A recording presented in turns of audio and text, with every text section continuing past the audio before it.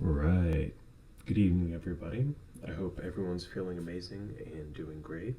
Been a little while since I've done a video, and this is going to be a little bit different than what I normally do. I've been digging into Edgar Cayce, who was a seer, or maybe a prophet, or I don't really know what you'd call him. He's somebody who could connect to the source. And he has a lot of interesting theories about Atlantis.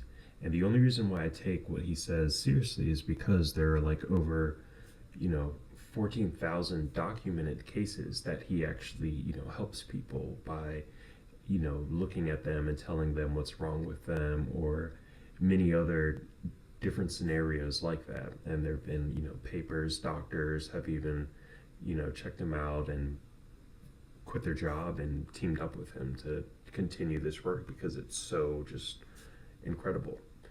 Um, so I just want to play this little bit of The Dark Generalist where he discusses some of his readings for Atlantis, and I think you will all enjoy it. Also, I'm sharing these videos just because some video or pictures that I have saved of the ancient megalithic structures that just give this idea of an Atlantis a little bit more credence. Like when you see this kind of stuff, it's a no-brainer that there was an advanced civilization that existed in the past that had disappeared. And starts doing all of this technological sort of wizardry enough to launch the Apollo program in the 1960s. It's got those kind of bells ringing a little bit because, again, we're looking at the advent of the knowledge of this two-eyed stone and how it relates to how that impacted our technology. And I'm fond of pointing out that there was a NASA scientist who in the 70s got very interested in this concept of the two-eyed stone. And again, Tuaoi is the spelling on this. It's an unusual word that Cayce emphasized when speaking about the Atlanteans and the power station that they used. And this was a towering crystal that was held in a building where they would roll back a dome. This thing would come out and power all these other firestones. And the firestones could be as small as, an iPhone, basically, or a satellite dish, and then the bigger ones, and so on. And the way that Cayce described it is he said, well, it's a central power station, lights up everything else. You've got crafts on top of the water, you have crafts underwater, you have crafts that can fly through things, crafts that can fly through mountains, for example. Okay, crafts that can fly through mountains, right? Now, this is exactly what Jake Barber was saying that he experienced when he was, doing his little psychonic or whatever it's called, summoning of ships. He was working in the White Sands area as a retriever for some of these technologies. He said that some of the craft would literally be coming out of the ground. And this is directly associated with the plasma technology, the plasma sheath that can literally teleport, warp drive, invisibility, and transmedian, because you shield yourself in something that can basically move through the fabric of space-time, right? It sounds crazy and like, Star Trekian or something, but it's 100% legit. And if you need proof, you can look at the MH370 teleportation videos for reference. It's quite remarkable. And he talks about basically satellite activity being powered. And he talks about them taking photography at a distance through things, X-ray photography.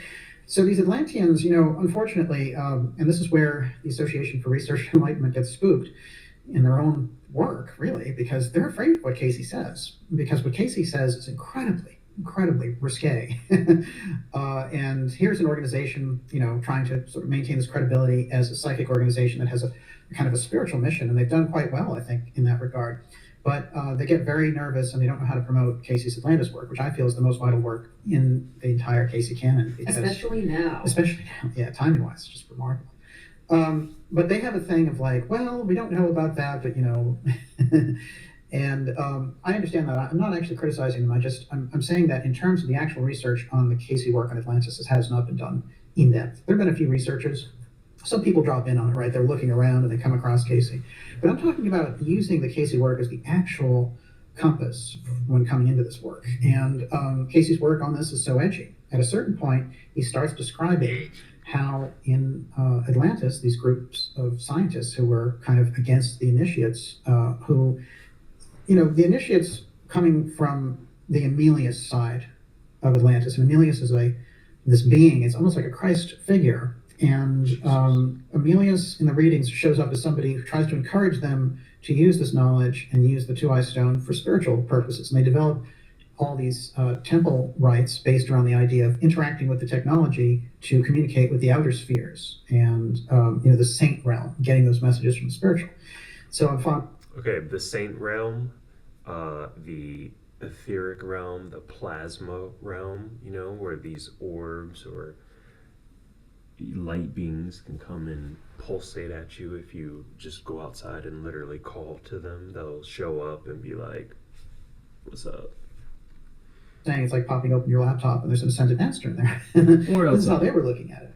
But another group develops on a different line, and this is the Belial group. And the Belial group sees the same things going on with the two-eye stone, but they realize it has incredible physical impact.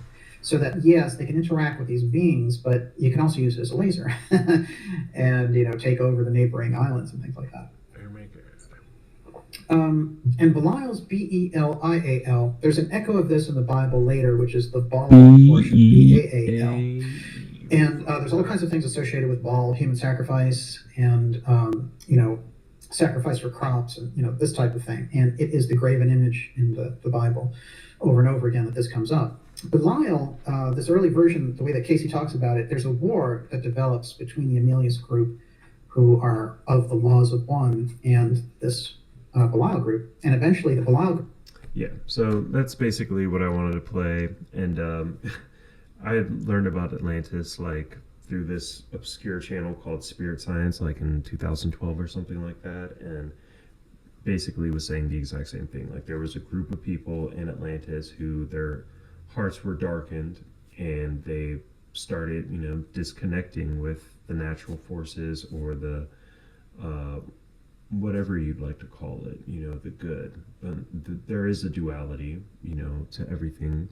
There's a light and a dark, and that even stems into, the spiritual realm and stuff like that. But yeah, so this society basically connected to this and used the technology that you're seeing in these megalithic structures here that were used to build it for bad, and was inevitably destroyed by a great flood and fire.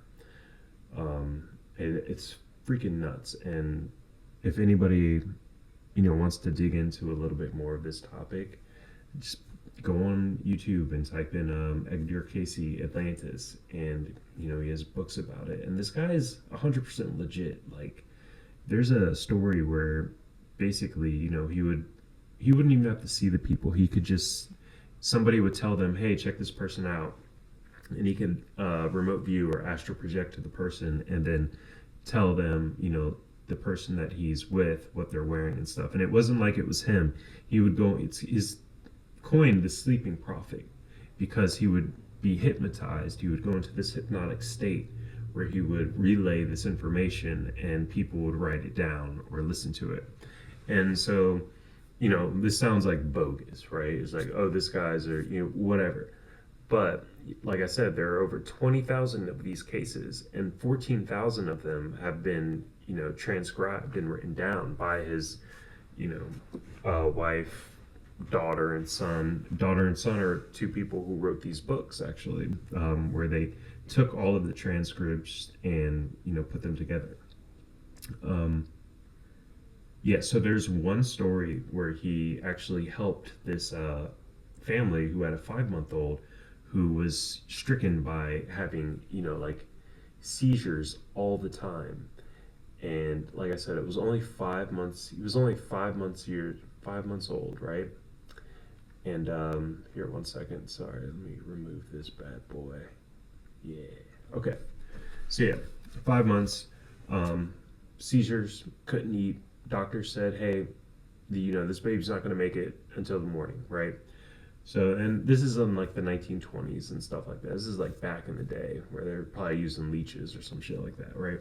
So The mom decides to, or the doctor refers her to Edgar Cayce and asks if he could do this. And so basically, he does what he does, and he even states that before this is the first time that his skills were going to be used to save somebody. Normally it was like an ailment or past lives or what can I do to fix this. There was never really like a life or death situation. And so he does his thing where he goes into this hypnotic sleep-like state, and the information that he gives out is like to give the baby a massive dose of, I think it's called like belladonna. It's a form of nightshade, which is actually a toxic thing, right? And it was used for liver or something like that, whatever the chemical or prescription of that nightshade, right? But it was like a big dose, and I think like something else. So the doctors were like, this will like kill the baby. Like they don't know, and of course Edgar Cayce doesn't know because he was, in his slumber. And luckily the mother, she said, yeah, let's do it, because the doctors were saying that this baby's not going to live tomorrow. This is going to be like the last night. So regardless, if this nightshade doesn't work, it would, be put out of its misery and be able to fall asleep and pass in its sleep, right? Well, they give it the medicine, and the baby, goes into this intense sweat, falls asleep, wakes up completely fine. And there are cases like this, like I said, 4,000 that have been written down, where you can literally see, like what was going on. And this is in like the early 1900s. This is like not the time where people were doing this. In Ohio, Louisiana, Virginia Beach, that whole East Coast areas where this was all taking place. It's incredible, honestly. And like I said, I've always heard about him, but I've never really, gave him any merit. I was like, oh, he's probably just some, like random guy who's talking smack, taking the piss out of everybody, as the London papes would say, what I mean? But it's actually pretty legit. And same with the reincarnation topic as well. It's very interesting, and I think that his knowledge will help me learn a lot more about ancient megalithic structures and plasmas and the UFOs, and of course like the spiritual aspects of our human experience. But yeah, don't know if I'm going to post this or not, but I just wanted to try something new a little bit, play a video with a slideshow and then discuss it, some artistic thoughts that came to my mind while I was doing this. It's kind of weird because like if you guys are watching it, of course the dude talking's video is low, and like I'm just like sitting here like a stone like watching it, and I'm always thinking like, is that why you see like a lot of streamers, they always do like they like do weird stuff with their eyebrows and stuff, like just to give some like character or emotion. I don't know, that's probably weird to say, but yeah, if you can relate, or if you have like any other information about this or any books by Edgar Cayce that you would like to recommend, please go ahead and write them in the comments. Also, there is a interview with the surviving alien from the Roswell crash. Given everything that we've found out from Jake Barber and of course everyone else, it's just, he's the new talking head that's able to disseminate information to the masses and they'll accept it, right? But this has all been known, that there is an ESP attribute to the phenomenon, that telepathy is a big part about it, right? But this nurse was the only one who was able to communicate or receive a telepathic message from the surviving gray or alien from the Roswell crash. And there's a whole interview. It's like 4 hours transcript. It's not video. It was actually they transcribed it. She would say every single thing that the ISB or the being would say to her as it was happening. It's actually pretty interesting. Like at first, their communication was very rudimentary, like only like yes, no. But one of the technicians or scientists realized that this is because um, the being didn't really understand our language, and like there was no um, frame of reference for the being to actually give information, right? And so they ended up giving it a bunch of books, literature, the encyclopedia, dictionary, a lot of different stuff, just to feed the being, information. And this is, spanning over a few weeks, right? And it becomes very able to speak, and it's very interesting. If I were just to give like a little summary about it, basically Earth is a prison planet.